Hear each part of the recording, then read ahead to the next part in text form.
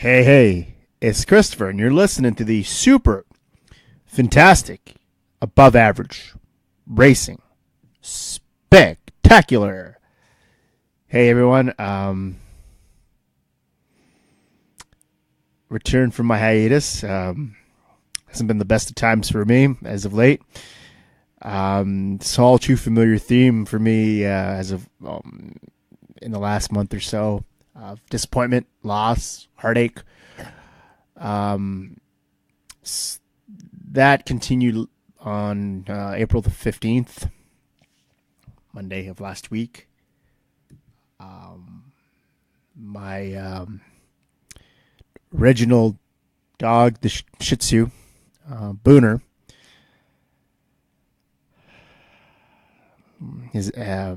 got killed, got hit by a car, and suffered severe injuries, and it would have been a long rehabilitation process for him. And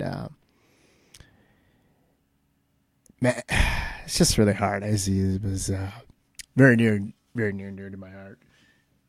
And I mean, he was this really fantastic dog, one of the best dogs you could ever ask to have, and he's no longer with us. And I'm really upset about that. I have posted something for him online. I'd like to share that at this moment before we get started with our regular program. So I woke up, I've been thinking about BOONER, so I woke up one day with BOONER, thoughts of BOONER in my head, and I'm hurting over the loss of my favorite dog. BOONER was more than just a pet to me. He represented a shift in my life, a real positive shift. 2013 and 14 when we got BOONER.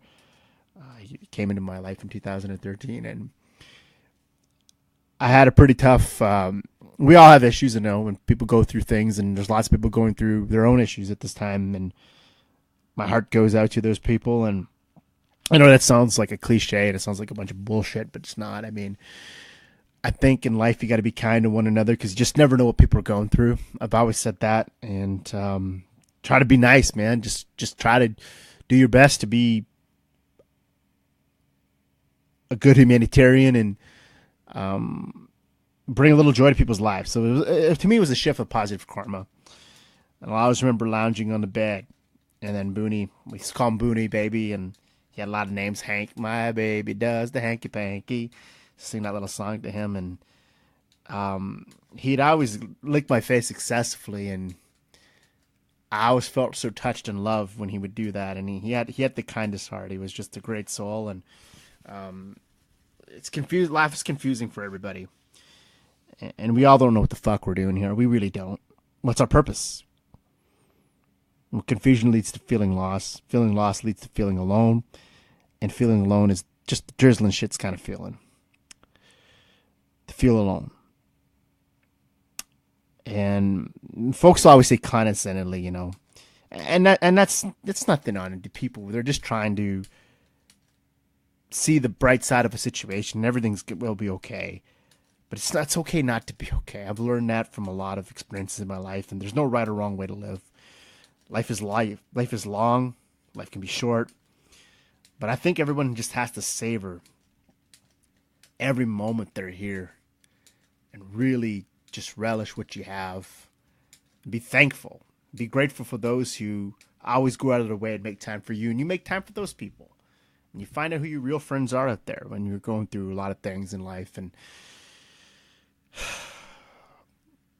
you just never know what's the final act. And I think if I had one more chance, I would have held BOONER really tight and held on to him and give him the biggest hug I could give him. And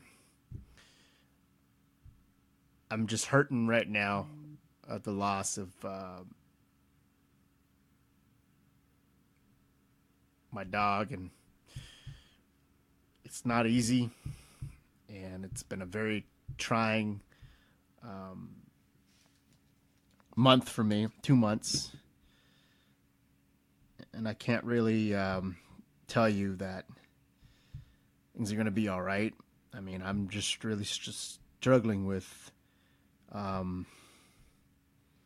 making sense of things. If that makes any sense, but it's just,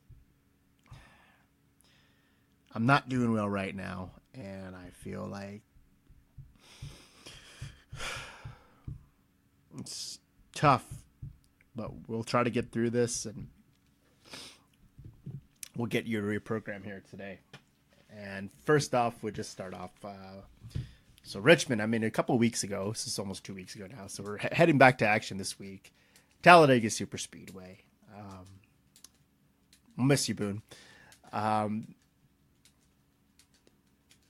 don't like Talladega, and I've said that many times in this program. I think it's you have those cars that tight of a pack. The rules changed this year. There's always some kind of aero package. There's changes to the cars, the setup. I hate Talladega, and I don't like to use the word hate. I just don't like the track. I think, again, as I said so many times on this program, it creates that really exciting atmosphere that you're going to get white knuckle racing that's going to come down to the wire. And you get that because you get the tight corners, tight pack. You have those teams that are just nose to tail. And it does lead for some pretty good action. I just don't like the aspect of the wrecks, the wreckage, the carnage that ensues from such close quarters racing and everyone that's so competitive. It really bothers me. I think I really didn't like the 500 was a cluster. You saw the wreckage there. I don't know what you're going to see here. There's been races at Talladega, as you all know, people who follow this sport that were clean, absolutely clean, no issues whatsoever. And then you've had races where it's just a complete, utter, it's a kaleidoscope of chaos. And I don't think anyone really wants to watch that. And if you're really into NASCAR and you like this and you love the sport and you have a deep admiration for the sport, you're not going to want to tune in and see wreckage like this, especially how competitive a lot of teams have been this year. But I think the storyline going into Talladega for me is JGR and Penske have won every race this season. That's a lot to marvel at. You look at this team, but both teams. Let's give a call, a big shout out. I know last year the storyline that was at the forefront was the big three. Well, two of the big three have won this year, one more than the other. One of those members of the big three is yet to find the winner's circle, but this year it's Penske versus Gibbs. 9 races. 6 of those first 9 are won by JGR. That's mighty impressive. The others go out to the Penske cars, Gieselowski and Jerry Logano. There's a good chance that streak's in tremendous jeopardy this week. Ford has dominated Talladega recently. They've won 7 of the last 7 races. Penske guys have won, as you guessed it, all but 2 of those races. The other, give a call out to Eric Almirola from Stuart Haas last fall, and Ricky Stenhouse in the spring of 17. That's the only other Ford drivers to win, or any other drivers other than the Penske drivers to win at Talladega in that time frame.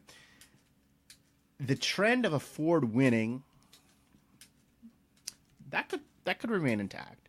So, you got the 4 strong cars from the Stuart Haas stable, and the Penske cars, the 3 cars from Penske. Paul Menard, if you want to throw the Wood brothers in there, it's an extension, as a satellite team to Penske. It's been running well lately. One of those guys getting the winner's circle, that keeps Ford's streak alive. Toyota hasn't won since 2014. That's in the spring, and you guessed it. JGR driver Denny Hamlin, win number 3, and he's having quite the season. Getting shut out a year. You look at. I'm going to give a big shout out to Denny Hamlin, whether you like Denny or not. He doesn't win a race in 18. Comes into this season, new crew chief, not really knowing what to expect. Christopher Bell's waiting in the wings. So you factor in how much longer is Denny Hamlin going to be employed by JGR? Is this where it comes to the end of the line? He's the longest tenured driver in the stable. He got 2 wins under his belt this year. Needs that 3rd. Could be here at Talladega. Ties him with Kyle Busch. He's on par with Kyle Busch. We know the season Kyle Busch is having a phenomenal season. Records could be broken here. Career years for both. Potential. It's so early in the season. So you give a tremendous amount of just pat on the back to Denny Hamlin. Attaboy, Denny.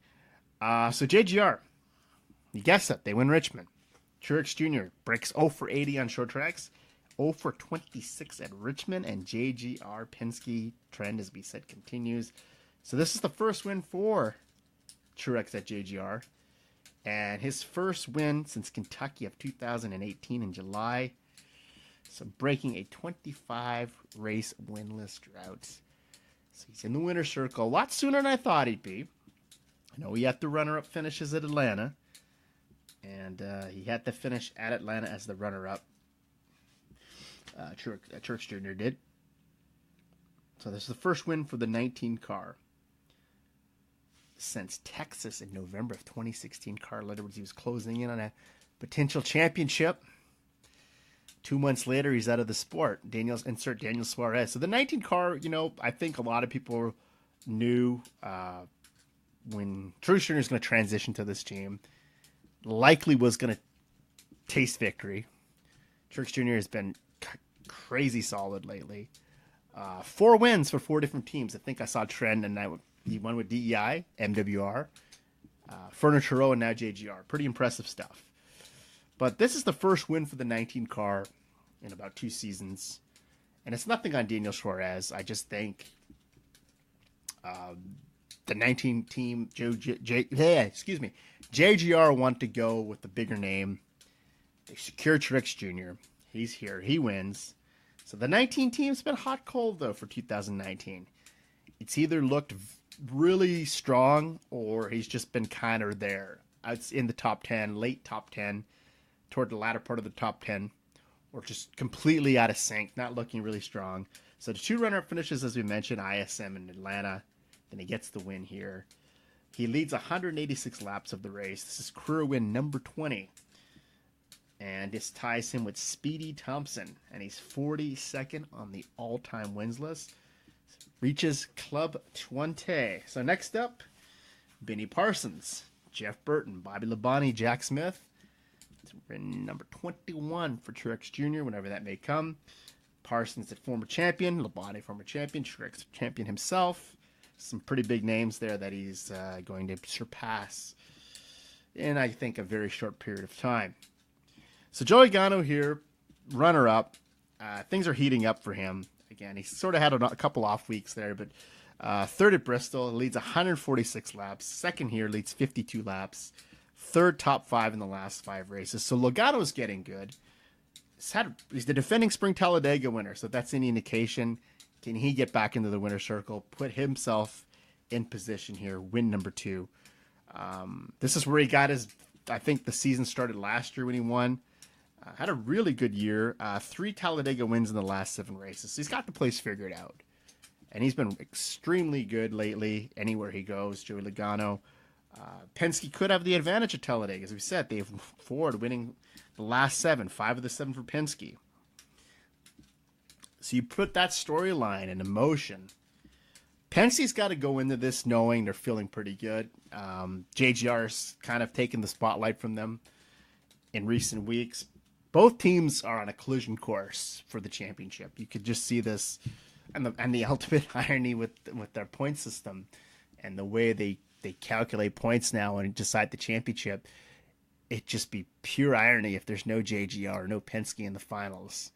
But I just can't see that happening. You've got 3 teams from Penske having great years. I think Ryan Blaney, we all touched on that, has to become better at closing. He's not figured out how to close in on those great runs and cap them off with wins. JGR has got all three cars have won. Erik Jones has looked really good at Texas. He could win this year. So if you get the 4 teams in there, that's 7 teams that are solidly, consistently in the top 5 and top 10. So 4 of those guys out of those 7 could make up your final 4 at Homestead. And whenever Stewart-Haas Racing gets in gear, throw that into the mix, and you got quite an interesting battle. I know there's not a lot of cars on the track anymore. There really isn't. I think the field has shrunk. I think the field lately has got 37 cars. some small fields. I haven't seen fields that small in years. But I think the competition level is at its highest point. I know there's times when we had Gordon, Stewart, Dale Jr., Kane, a lot of the names that are absent from the sport now. But I felt there was a lot of teams that weren't competitive. There's a lot of competitive teams this year.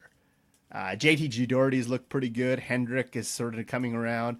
RCR's gotten faster cars. Ty Dillon's running better.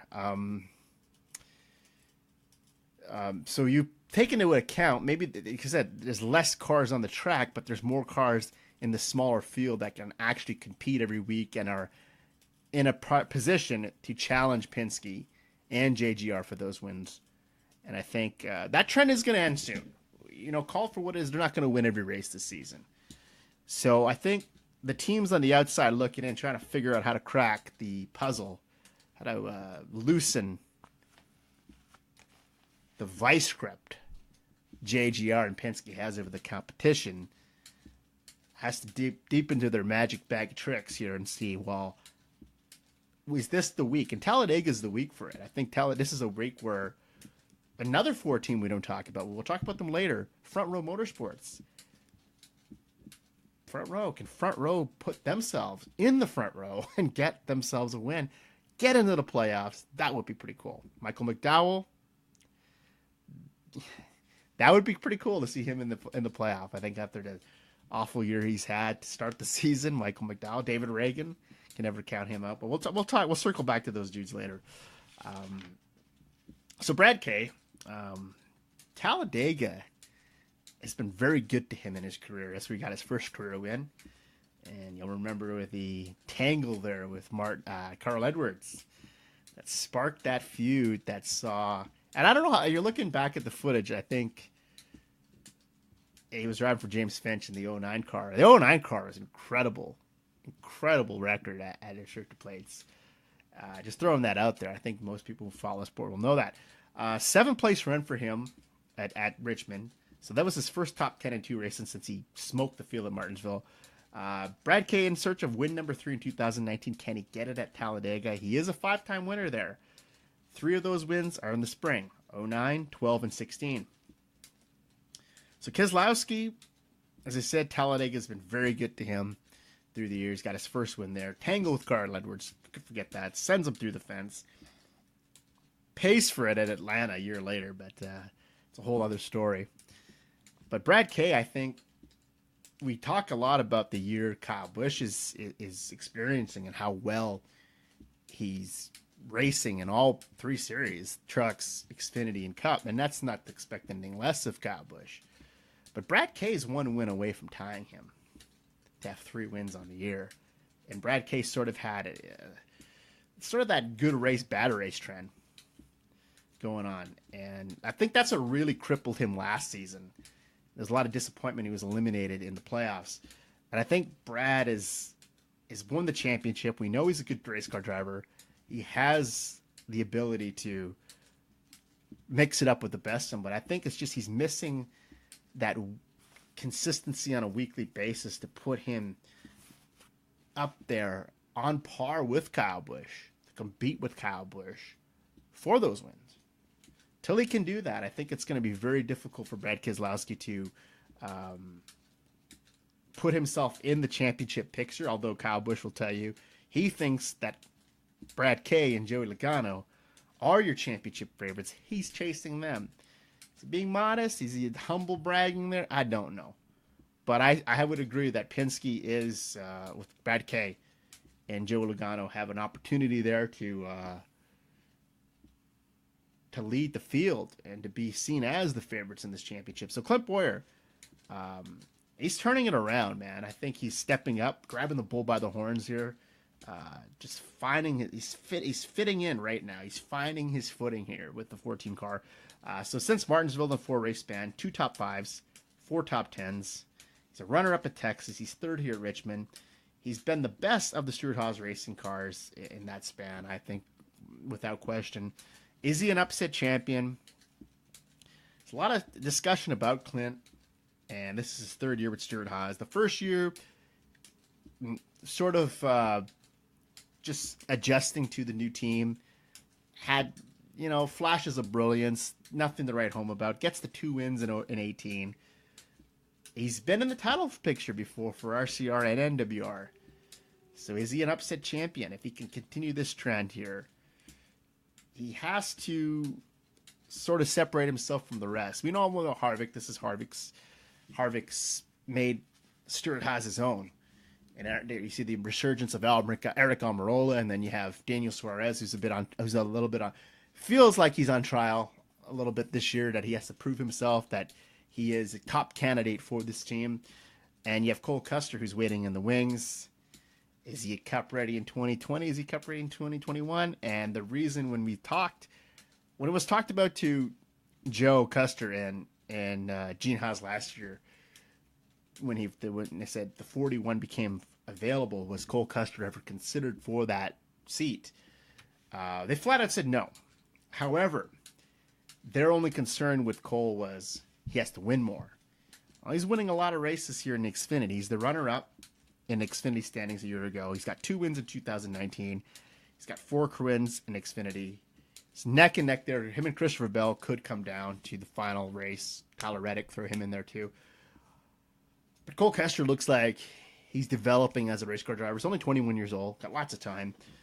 But you see Clint, and if Cole is ready to move up, similar to what we're going to talk about with JGR and Christopher Bell, if Cole is indeed Cup ready next season or even the year later, he's in the future plans. He's the prospect. He's the son of Joe Custer. He's got to fit in there somewhere. Who does he bounce? Does he bounce Suarez? He's pretty new to the sport. Pretty new to Cup. Not the sport itself, but it's a great story. He's new to this team. Does Harvick move on? Does he bench Harvick? I can't see that. So obvious would go to Clint Bowyer, Eric Almirola. And Bowyer, I think, and I said it before in this program, very skeptical of his hiring, given his age at the time when MWR decided to close up shop. I thought it was a good deal. I think Clint Bowyer is a great driver. It's a good deal for Stewart Haas in the short term, but long term. So I think Bowyer feels the most pressure out of these 4 to perform. I think he's risen to the occasion. The best he's had, and he's looked really good lately. I know he tends to have that good race, bad race, roller coaster trend, but he's looked very good. And Bowyer at Talladega, so 26 career starts. He's got 2 wins. They're both in the fall, 2010 and 2011, when he was with RCR. He was the runner-up last fall, so if that's any indication, the Fords are running well at Talladega. Can Clint Bowyer get in there, steal the win, break the JGR Penske theme, get one for Stewart Haas Racing?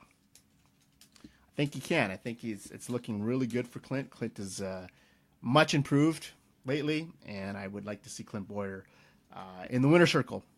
Talladega, be great. Kevin Harvick. So he was at the pole at Richmond, 4th place run. This is his fourth place run in the year 2019. Is it time to press the panic button for Mr. Kevin Harvick? So he's now winless in the first 9 races for only the 2nd time in 7 years.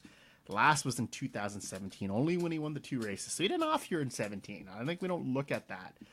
He had a phenomenal year last year. We know what he's done in his tenure at Stewart Haas Racing, has become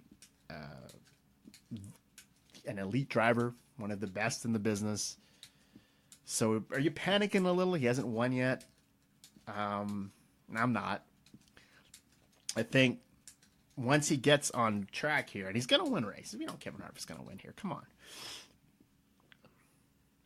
He finds his footing, goes on a tremendous run, knocks off a bunch of victories. He's back in the title. He's still in the title picture. If this were stand today, if this was the final race, the cutoff to the playoffs, Harvick's going to make it, we all know, on points, or he's going to win. I still think he's a title contender. How can he not be? It's Kevin Harvick. So Denny Hamlin was 5th at Richmond. This is his 5th place finish in the last 4th top 5 in the last 6 races. Thank you. So Hamlin having a great season, just a tick behind Kyle Busch, looking for win number 3. Last one at Talladega in 2014 in the spring. Denny Hamlin, man. Career year coming? I don't know. But he is just, for some reason, turned around. If there was the most improved, really improved their program. And I think the new crew chief, Chris Gabehart, was a big part of that. But I think Denny's just seizing the opportunity and finding what's working best for him. 6 top 5s in the last 7 races. He's just done a phenomenal job at Talladega when he did win there in 2014. And Kyle Busch, so he was 9 top 10s in 9 races. He won Bristol. We all saw that battle with Kurt. Well, it wasn't much of a battle, but it was still fun to watch. He ties Lee Petty, man. 54th career win on the chase for 56. He's got that in his sights. 2 races away. He's gonna tie Rusty Wallace. Next race he wins, that's 55.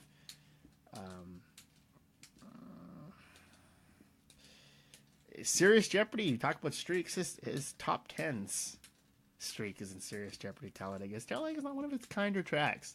Doesn't really do well here. He's a 2008 spring winner, but in 20 races since that, only 5 top 5 finishes. It's not a great record. Kyle Busch doesn't really seem to get around Talladega too well.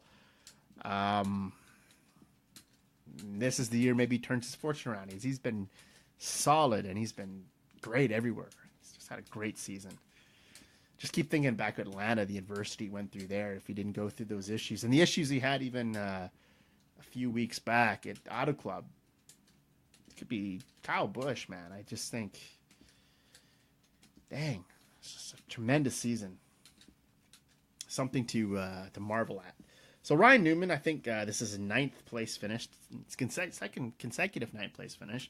So Roush Fenway Racing is one of those teams. He'd be in the playoff were to start today. Ricky Stenhouse would be on the outside looking in, but they're sort of getting they're turning things around. I think as a team we're not talking a lot about Roush Fenway Racing, but they're quietly doing better this year. I think they're getting Newman's finally starting to fit into their culture and figure things out. And Newman's been good. Newman's been done really well the last 2 teams he's with Stuart Haas and RCR. Had some modest success there. I think that's what I predicted for him with Roush Fenway. So I think if there's an opportunity for them to steal one here, this could be at Talladega for either him or Ricky Stenhouse. Ricky Stenhouse has a tremendous record at Talladega in recent years. And Paul Menard, 2 consecutive top 10s for him. He was 6th at Bristol, 10th at Richmond. And as I said, an extension of the Penske clan. The Wood brothers have had some success, as we know, with Trevor Bayne and success with Ryan Blaney at Talladega on restrictor plates. So this could be an opportunity for Paul Menard to mix it up there. And it could be a factor, as I said, as he's an extension of the Penske team. And the Wood brothers have had pretty good performances lately on the restrictor plates, the plate races. And Menard himself, who's strong at Talladega in the last 8 races, he's got the 1 top 5, 4 top 10s, so that's 50% of the time he's been in the top 10 at Talladega in the last 8. Kyle Larson, is it time to panic for this guy? This is a major disappointment, I think. His best finish was 6th at ISM. He was 7th at Daytona, but the war of attrition there and the wreckage, that got him to 7th. He was not a 7th place car at all. Crashes at 2 of the last 3 races. Is it time for him to panic? I think it is. I think Kurt Busch is flourishing here at Chip Ganassi Racing. And it's a 1-year deal. He's making the most of it. Could return for another year. We'll see. But Larson is, I don't know if it's just a slump. What is going on with the 42 car? But this team needs a change of some sort. I don't know if they got to change the crew chief, Chad Johnston, or is it just time to panic? You look at his finishes here. Auto Club 12th, Martinsville 18th, Texas 39th, Bristol 19th, Richmond 37th. Kyle Larson is in a major, major slump. And we talked about Chad Johnston is the 5 wins in the first 2 years and the 4 seasons as a crew. Is this his 4th season as the crew chief here?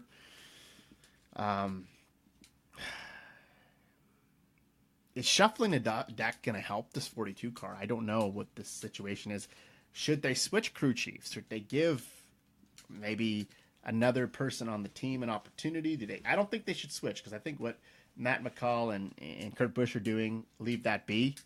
They're working really well together. But Larson, it's just looking a championship favorite a year ago, kind of fell flat, just was out of sync, just didn't look right. This season, major disappointment. Chip Ganassi has to be concerned. I think there's some bad luck there, yes. But how much of this can you attribute to that as poor luck and that this team is just really not firing all cylinders? And when do you make a change? And when do you switch things up? Because they're just the one car is outclassing the 42 car week after week. And it's Ganassi's been, he was really good at Atlanta. I think that was just some bad luck too. You saw he had a good car, was pretty dominant, and ran into some issues there. So they have the speed is there. And we know Kyle Larson, he's a great wheelman. And unfortunately, his Talladega record's not that great either. So I think in the next coming weeks, they're going to have to really figure out where they are with this team. And is this going to be salvageable this season? Because I think there was a lot of expectation of Kyle Larson that he was going to, it was a crucial year. Was he going to bounce back? Was last year just the one-off? Was it just, there's times he did look very competitive. He looked as if he was going to be in this for the long haul, and it just not looking too bright for Kyle Larson at this time. We'll see what happens for him. So we're going to switch gears here a little bit. So some news items that have been populated recently. I seen something online, actually, was on, I think, an Instagram post or something on Twitter about the future of Richard Petty Motorsports. And I know that's murky at best. I think even going into this season, I was, for one, a little bit, I was shocked, I guess, for lack of a better term, mystified that Bubba Wallace resigned with these guys. And he did get the second place run at Daytona last year, the 500. That was tremendous. It was a great feel-good story. I mean, everybody was... there's a lot of people, it's hard not to like Bubba Wallace. Bubba Wallace is a very likable guy, extremely marketable, seems to be very entertaining on social media, and has a good disposition, just a good posture. Always got a smile. But this guy deserves so much more, because I think he's a tremendous talent that is just, we haven't quite tapped into just how talented he really is. And RPM, this is Richard Petty, and I know Richard Petty is a legend in NASCAR and highly regarded, and everybody reveres Richard Petty as one of the all-time greats, and he is. But I think the 43 car is nostalgic when you see it on the track, but has not been competitive for many, many years. And this is prior to even Bubba Wallace taking the wheel here, and when Eric Almirola was behind the wheel. This team is facing financial constraints to even stay on the track and to be sponsored for a full season. The future is very murky for this team at best. Bubba, as I said, in his second season in the 43, signed an extension prior to 2019. His best finish was 17th at Martinsville, and he's 26th in the standings at this moment. As he said, the highlight for them was the career best at Daytona. So Click and Close, the sponsor they had last year, didn't return for 2019. So Bubba Wallace won this, the seat of this car, really. I think what won him over was the overwhelming amount of support he received from the community and in racing and on social media, and his fans who want to see him win a sub for Erik Almirola for 4 races in 2017 in the summer. And financial issues, it's nothing new to Bubba Wallace that has derailed his career, as he was running for the Xfinity Championship in 2017, and they shut the 6 car down due to financial constraints. And he was having a very good season. He was very well, could have competed for the championship. So Bubba, as I said, very popular driver. Good to see him in Cup, but I just think this is hurting him being in this 43 car. I know he's making the best of it, and you want to be in Cup, but despite the tremendous potential, you're not sure if this is the right opportunity for him. He was third in the Truck Series for Kyle Busch in 2014, so that was his best run in his career where he competed for a title. And this is just seemed like there's no opportunity in this. He'll continue to struggle, and I don't know if this is hurting his chances of finding employment somewhere else. and the seed is very thin. So two things are going to happen to RPM here in the next year or so, maybe less than. We'll see. This team will either just shut down completely. It'll be awful to see. The 43 is legendary. It'd be nice to see them on the track. But let's be honest, I just don't know if they have the funding to keep this car out there every week. And it's a satellite team now. It gets a technical alliance with RCR. So this could be absorbed into a third RCR team. That's a distinct possibility, but their cars have not really been all that fast either. And you having a technical alliance with a team that's struggling, and you're struggling financially, and you're not coming at the track with the fastest cars each and every week. So it puts that strain here. So this is a dying brand, Richard Petty Motorsports. It was absorbed with an alliance back with RCR in 2018. But this was the original team from Ravenham and George Gillette in 2009. So they got the Petty Enterprise assets, and they have won. They were able to win 5 times. Casey Kane won with them. Marcos Ambrose, Eric Almirola. And Eric Almirola won that in a rain-shortened event in 2014. They downgraded to a single-car team in 2017. Eric Almirola exited, obviously. A lot of frustration there as the injuries he suffered at Kansas that year didn't really help the cause either, but that team had Brian Scott in a car in 2016, so it was a 2-car effort. Highlighted them. I think they had a 2nd-place run or 3rd-place run at Talladega.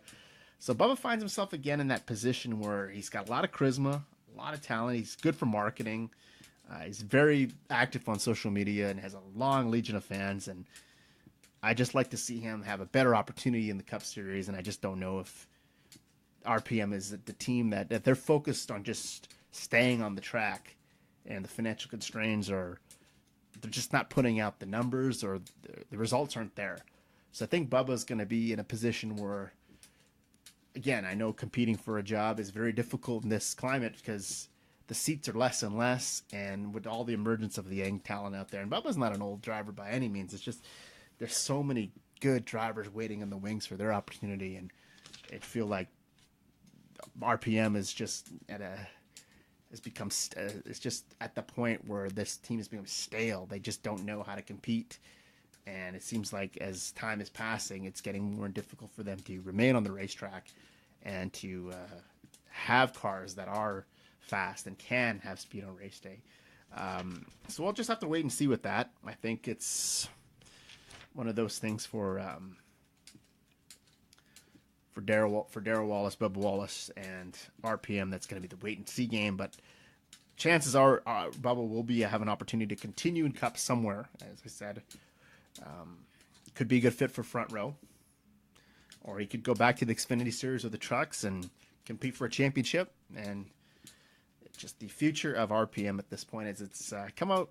It's not a big secret, as I said, but it's been more and more popping up in the media lately that they're facing some financial constraints to continue their operation past 2019. Some Xfinity notes. So I know Harrison Burton, son of Jeff Burton, had a good finish at Bristol.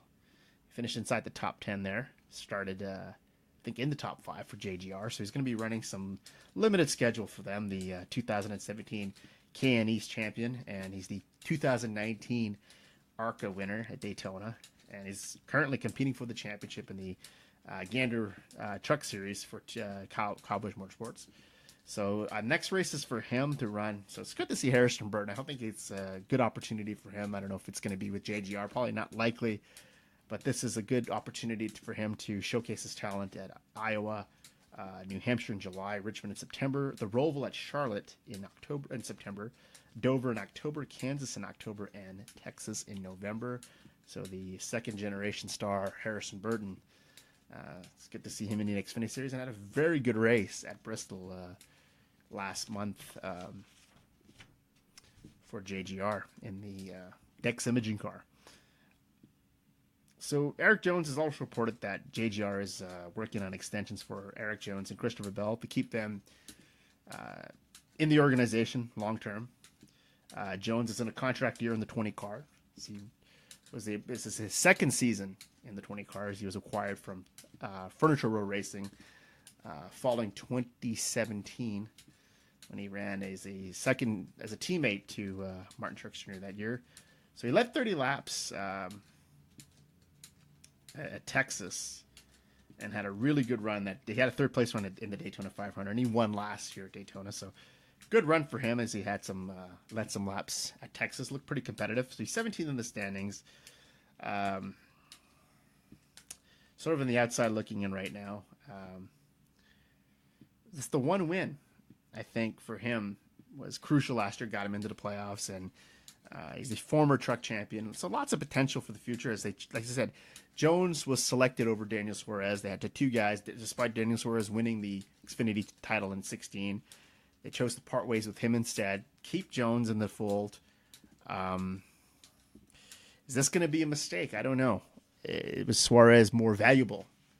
Jones has really had flashes of brilliance. Looks really, he's still a fairly young driver. But as it's reported, Christopher Bell doesn't believe that he's going to take the 20 car. And he won't be driving them next year. But he had a lot of success. Look at the success of Kyle Busch and Hamlin, and now Truex Jr. winning. Puts a lot of pressure on him in the 20 car. Does he win? He has to win now. What does he have to win to keep himself employed here and drive the 20 car in 20, 21, 22? And it's widely believed that his future is, even though it could be a doubt, because Christopher Bell is kept ready. And he's going to have his former truck champion. Could have a chance to win the Xfinity title this year. Triple Crown. So a select few drivers who have that opportunity. Austin Dillon is the first. So he has 10 wins in the Xfinity Series in just two, and it's only his second full season. So Christopher Bell is kept ready. It was a lot debate, would he drive for Levine family this season? Choose Matthew D. Benedetto. I think Gibbs, hearing at the press time, nixed that idea because he didn't think Bell would be very competitive in the Levine family car. So there's options here. Kyle Busch isn't going anywhere. So this is quite the conundrum to have if you're a team that you got so much good talent that you want to get them locked up long term. I get that for Gibbs, but where do you put Christopher Bell? What do you do with Erik Jones? I think Erik Jones, to pull the plug on him 2 seasons into it in the 20 car just isn't enough time to really see, could this team be super competitive down the line? And it's funny because they did the same with Logano too. They didn't really give Logano a whole lot of time in the 20 car, and he went on to do really great things with Penske. So could that be the same predicament Jones finds himself in? Truex Jr. is just freshly here. I don't think he's going anywhere. And Hamlin has had a career resurgence. A year ago, if Hamlin continued to slump and it was racing like he did a year ago, that would be real easy to say, well, we can bounce Hamlin for Christopher Bell in the 11 car. And that could still happen. I mean, that's still a possibility, but I just can't see it. So now with Bell here, his future's sort of up in the air. Does he end up with Levine family a year later? That would not make sense. Why not have done it last year? At least get the 2 years in the car. Probably would have worked with Mike Wheeler, who was a crew chief for JGR and Denny Hamlin's old crew chief. So you're building that. Or does Christopher Bell get scooped up by someone else? Penske, Hendrick, Roush Fenway. I mean, you could go on and on. Just Ganassi take him. Somebody could potentially get a hold of him, pry him away from JGR. And I think that's why JGR wants to sign him long term. But where are you going to put him? So Extreme Concepts was XCI Racing. So a lot of success with Jeffrey Earnhardt this year. He's had career highs in 19 in the Xfinity car, and could run some cup races. So I think if JGR were to put their efforts into that team, that could be a potential landing spot for him. But a new team with a rookie driver, even they have all the resources, I just can't see that really translating to a lot of success on the track. So I think they're going to try their efforts to sign. It's not a bad, like I said, it's not a bad problem to have, is to have 2 young drivers that have tremendous amount of potential, really raw talent. Where are they going to be placed? Where do you find yourself? And I think that's an issue that you might be having to choose. Who do you think has the best future, or one over the other? And I think at this point, Bell has the championship as the winning experience, but they're both champions in the Truck Series. If Bell is to win the Xfinity Championship this year, win a bunch more races, that would put a lot of pressure on Jones if Jones is to slump down the stretch. But if Jones for somehow can keep par and keep up with Truex and Kyle Busch and Denny Hamlin and roll off the wins, and that just really puts even more pressure on the JGR. So what do we do? Because you don't want to let him go if he's starting to find his stride and he's starting to find trying to make the 20 car competitive and running with the 18 and the 11 and the 19. It's a predicament I think that nobody wants to be in, but it's JGR. I think in the end is going to have to make a tough choice here what they're going to do. And so Bell, as I said, 5 of the 7 races for Kyle Busch and Xfinity. That's just whole other. The team is just on another scale, I think, for Kyle Busch. I don't think he is driving this year. So we're gonna get to the end of the program. So Talladega is coming up. Ricky Stenhouse, as I said, could be a driver to keep your eye on. 4 top 5s in the last 4 Talladega races. First career win in the spring of 2017. He'd back that up and win Daytona. His best finish this season, 6th at Las Vegas. So he has a chance to get on the good foot here. He's outside the playoff picture at this time. First career top 5 was at Talladega in fall of 2013. So he gets around here really well. Another Ford team, as Ford has a really good record here. 7 of the last 7 races won by Ford, Penske, and in addition to Erik Jones, he's the only other driver other than the Penske driver to win here. And Almirola is also another driver, I think, to keep your eye on here this week. He's won in the last 5 races at Talladega. He's got the 1 win, 3 top 5s, 5 top 10s, and he was still in search of his first win in 19. Sort of hit a tough patch following 6 consecutive top 10 finishes. Last 2 races, Bristol 37th, Richmond 23rd. So he sort of hit his first real obstacles in 2019. Erik Jones has had a really good season. Talladega is an opportunity here. Him and Clint Bowyer, I think, are 2 drivers that would like to break into the winner's circle before Kevin Harvick. Put a little pressure on Harvick. Who knows? Daniel Suarez could be in the mix here. But these 2 drivers, I think, if you're going to put some stock in drivers other than Penske and JGR, I think Stenhouse Jr. and Erik Jones are 2 drivers to keep your eyes on that could very well win the race on Sunday. Put them in the playoff picture. Stenhouse Jr. has not qualified for the playoffs last season, so that'd be pretty cool to see him do that this year. I think both Fenway are going to get in this year. And David Reagan, the 2013 spring winner, who could forget David Gilliland and David Reagan, the 2 Davids versus the Goliaths in the spring of 2013, pulling the major upset for Front Row.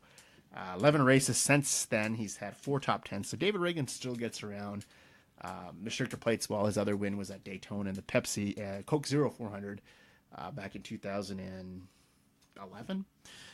So Front Row Motorsports is 5 of the last 7 top 5s, and 5 of their 7 top 5s in their history of the team have come at Talladega and Daytona, and the 1-2 finishes, he said, with Gilliland and Reagan in 2013 go down as one of the greatest upsets in NASCAR history.